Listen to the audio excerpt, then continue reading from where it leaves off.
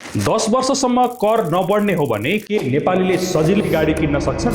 नमस्कार, म निरोज थापा। हरेक वर्ष बजेट आउनु अघि अटोमोबाइल्स व्यवसायीहरू कर बढ्छ कि भन्ने डरले सकेसम्म धेरै गाडी भित्र्याउनु पर्ने बाध्यतामा हुन्छन्।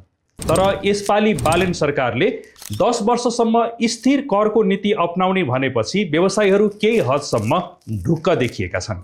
तथ्याङ्क अनुसार नेपालमा 1000 जना मध्ये केवल 7 जनासँग मात्रै निजी सवारी साधन छ।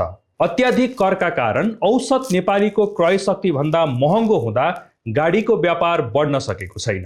तर विद्युतीय गाडीमा दिइएको सहुलियतले इभी सेगमेन्टमा भने बजार केही चलायमान देखिन्छ। इन्धन सङ्कटको बीचमा पनि यही नीति नै अहिले राहत बनेको छ।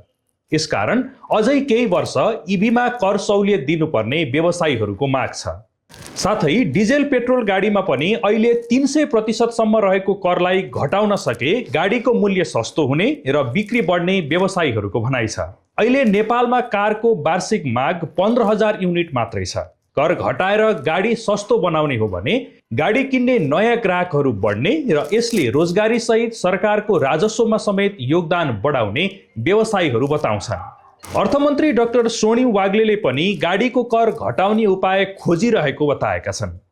उनले गाडीको कर घटाउने उपाय पहिल्याउन सक्छन् कि सक्दैनन् त्यो चाहिँ बजेट भाषणमा देखिनेछ।